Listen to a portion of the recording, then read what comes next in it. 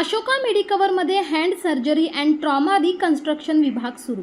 नाशिक येथील अशोका मेडिकवर हॉस्पिटलमध्ये department of hand surgery and trauma reconstruction विभागाचा शुभारंभ करण्यात आला असून या विभागाच्या माध्यमातून हाताच्या जटिल दुखापती, नसांचे विकार, टेंडन इंजुरी, मायक्रोसर्जरी आणि पुनर्बांधणी शस्त्रक्रिया यासाठी अत्याधुनिक उपचार सुविधा आता नाशिकमध्ये उपलब्ध झाल्या आहेत।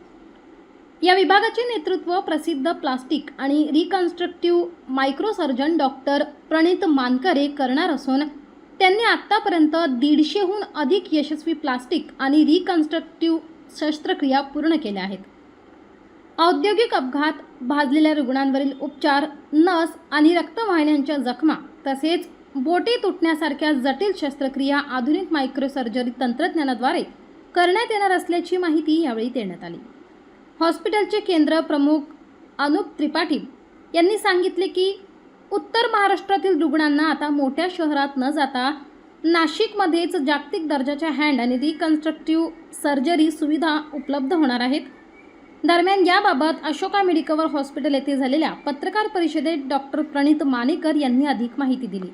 मी डॉक्टर प्रणित मानकरे, कन्सल्टंट प्लास्टिक, कॉस्मेटिक आणि रिकन्स्ट्रक्टिव्ह मायक्रोसर्जरी, अशोका मेडिकवर हॉस्पिटल नाशिक।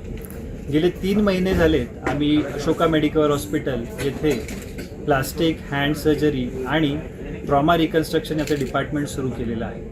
मला सांगायला आनंद होतो की या 3 महिन्यामध्ये आम्ही 150+ सर्जरीज इथे केलेल्या आहेत आणि उत्तर महाराष्ट्रातील जे काही पेशंट्स असतील त्यांना आम्ही व्यवस्थितरित्या प्लास्टिक सर्जरीचा जो काही बेनिफिट आहे तो देऊ शकलेलो आहे। तरी तुमच्या आजूबाजूला असे कुठलेही पेशंट्स असतील ज्यांना प्लास्टिक हँड सर्जरी किंवा रिकन्स्ट्रक्टिव्ह मायक्रोसर्जरी, ट्रॉमा सर्जरी याची गरज लागणार आहे, तरी तुम्ही अशोका मेडिकवर हॉस्पिटल नाशिक इथे नक्की आणा। धन्यवाद सर। अशी घटना घडली तर हॉस्पिटलला किती वेळेत यावं त्या रुग्णाला? जर एखाद्या पेशंटचा अख्खं बोट, अख्खं हात किंवा रक्तवाहिनीचं रक्तच थांबलेलं असेल तर अशा पेशंटसाठी 6 तासाची जी विंडो आहे ही खूप इम्पॉर्टंट असते।